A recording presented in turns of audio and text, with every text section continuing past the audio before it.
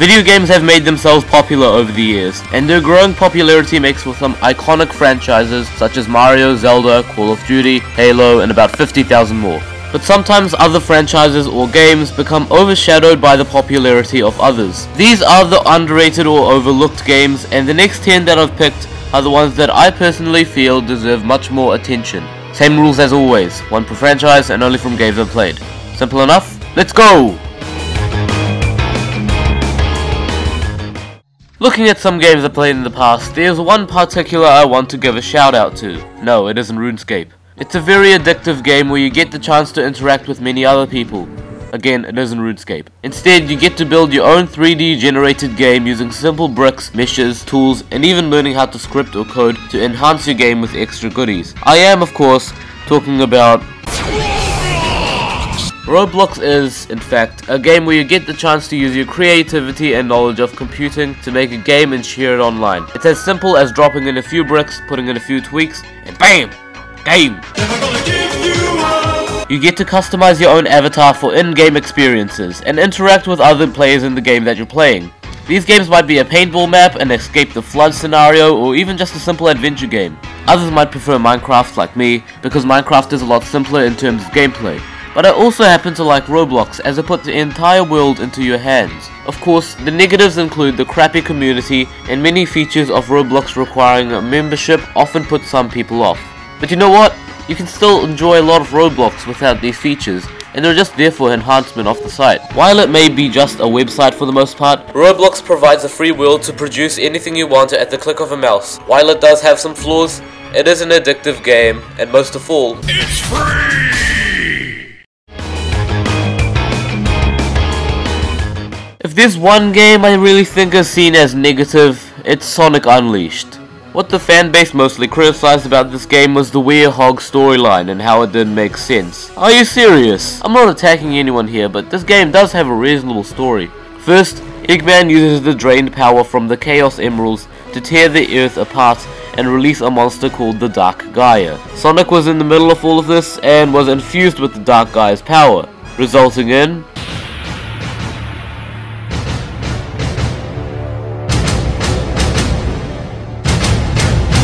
This game has two concepts, Sonic at day and Sonic at night. Sonic, during daytime, runs super fast! Yeah, we know he runs fast. But in this game, he runs super fast! He may have ran fast in previous Sonic titles, but in this game, he runs fucking Super Saiyan level 9000 fast! Sonic at night is a massive contrast to the daytime stages. Sonic turns into a Werehog during nighttime, and instead of being fast as hell, you are now a lot more stronger and slower, and the stages become more like areas to test your simple platforming rather than speed control. You can hack up enemies and jump around as a Werehog, and although I'd like to stick to Sonic's speed running, the nighttime stages aren't all that bad from my point of view at least. All the level design looks energetic and follows well to what the Sonic stages should be like. Simple, but looks like eye candy when it's played through. This was done a lot better in colors and generations, but in Unleashed, it isn't so bad. You can call me strange, but Sonic Unleashed really got a lot of criticism about it, and which, for the most part, was utter bullshit. Sure, you play the game, you see the flaws, we get it, yeah. However, I picked this game up, and I don't really regret doing so. Please don't hurt me, Sonic fanbase. Imagine that this was the story of a game. Cheerleader wants to spend time with her boyfriend, so she goes to meet him. Zombies are invading the earth all of a sudden. Boyfriend gets infected. Cheerleader cuts off boyfriend's head and casts a spell to prevent infection. Cheerleader brings out chainsaw that is powered by lollipops to kill zombies and save the world on her 18th birthday. Would you believe that this game exists? Lollipop Chainsaw is a weird game. Like, really fucking weird. It took basically everything normal and threw it straight out of the window. I know it's a Suda51 game, but this takes the word abnormal to a next level. Like it was previously said before, Juliet, a high school cheerleader, has a lollipop-powered chainsaw that can slash through zombies with ease. There are different ways you can kill zombies, like simply cutting through them, simplistic punching and kicking, and pole dancing? You put pole dancing as a way to kill a zombie? Sudi, you sneaky bitch. Also, like I said, Juliet's boyfriend, his name is Nick by the way, has been decapitated in order to stop the infection from getting to his brain. But you can attach Nick's head to his headless body and take control of him. Sort of reminds me of Bowser from Luigi's Mansion. And speaking of which, this game is weird. I know I've already made that point about a million times, but this game is just that. and it takes disturbing to the next level, especially the boss fights, which are so grotesque and demented that by the time you finish the game, everything starts to seem perfectly normal. Overall, this game is weird, it's weird, and it's fucking weird. And it's pretty fun.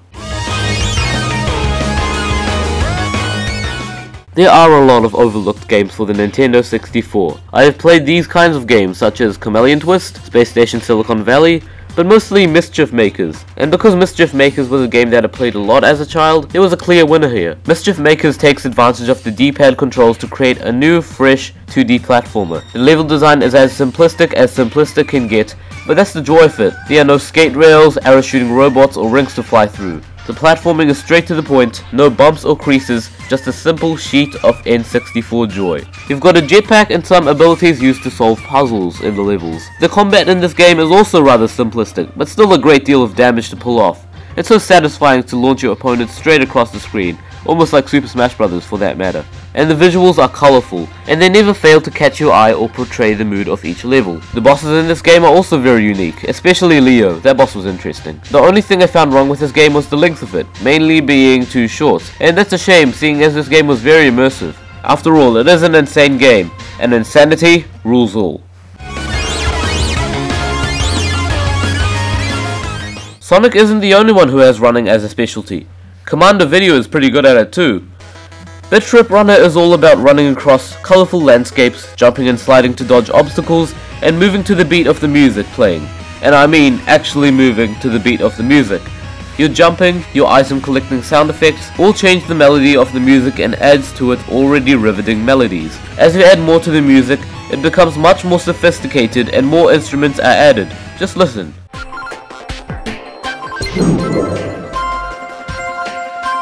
In Bit Trip Runner, you play as Commander Video. Commander Video is just, a thing, but leaves behind Rainbow, so I guess he's like the offspring of Nyan Cat. He runs quite fast, and all you really need to do is jump accordingly to the obstacles that lie ahead. It may sound repetitive, but I tell you, it's really damn fun. Adding to what I said about the colourful landscapes, every level has its own mood of atmosphere, whether it's space, a city, or basically anything at all. And by the way, this game has some pretty kick-ass bosses to offer. The bosses in Bit Trip Runner require you to use quick reflexes in order to avoid the attacks they send out. My only two problems with this game are that the game is too short and the ending wasn't too satisfying anyways. But don't worry, I'll explain that in another countdown. If you like rhythmic games that aren't Rock Band or Guitar Hero, which are quite good by the way, then give this game a try. It has platforming and music, and you can get two of those aspects for the price of one. Order right now! Holy shit! Ninja Baseball Batman. Motherfucking Ninja Baseball Batman. A game about explosions and robots and smashing enemies to death with a baseball bat. A game about baseball bats holding baseball bats, walking baseballs, flying baseball stadiums, destructive slot machines, cat-spiked steamrollers, haunted refrigerators, and airplanes living inside of airplanes. If you haven't played as such an amazing beat-em-up game like this, play it. Play it now. Get an emulator and play the damn thing. Writing the script for this entry will only require me to rephrase what I said about this game in top 25 favorite video games. I'll just say that it's Mirror's Edge. What Mirror's Edge manages to do is combine atmosphere, action-packed parkour to create a whole new sense of danger. You play as a male runner called Faye that is trying to look into a crime case for the government. Pretty simplistic storyline, and there's no further explanation needed for it. However, the free running in this game is absolutely brilliant. Faye controls very smoothly, and jumping off buildings is just a satisfying experience in itself. When you look down though, you are very high up, so falling would be fatal. Or maybe I should say, fatal. But the dangerous heights, fast-paced running, accelerating parkour, and bright, moody atmosphere makes for an overall great game. For the second time in my life, I will forget everything that Zero Punctuation said.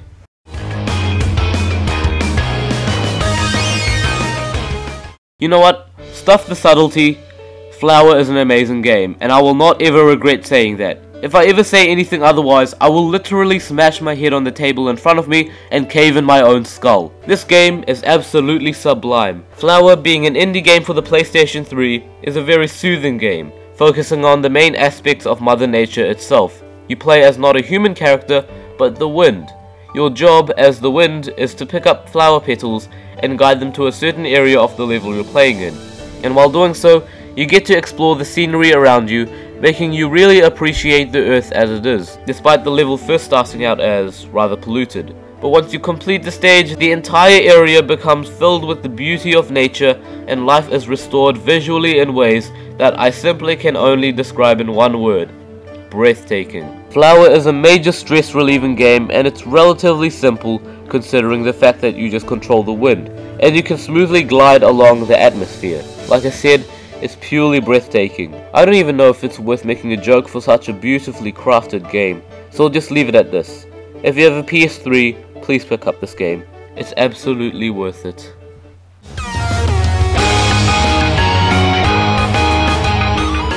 The Battle for Bikini Bottom.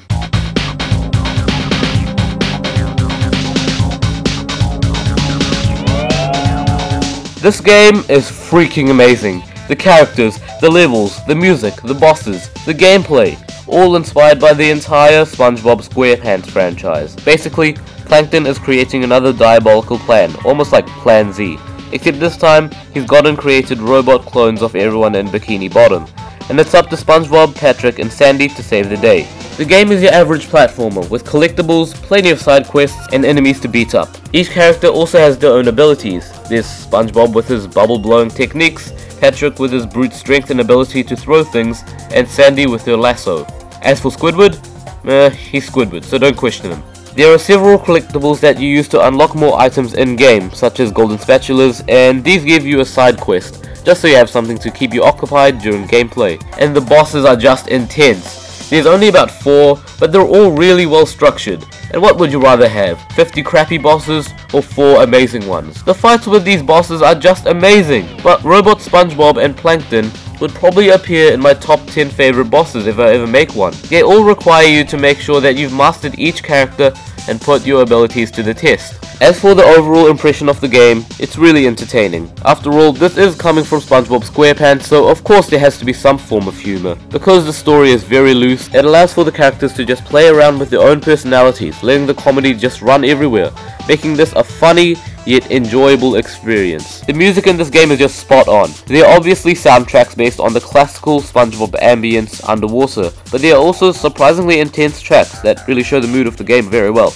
The idea of a SpongeBob game may put you off, but this is the best out of many great SpongeBob games. I would definitely suggest picking up any PC SpongeBob, especially this one. Actually, I'll go pick up one right now.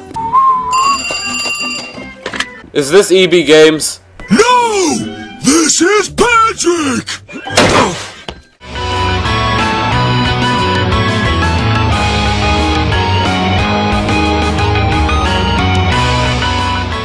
Well, this is it. The one game that I think deserves much more attention is Draking Gun. No. Fine. It's Zack and Wiki.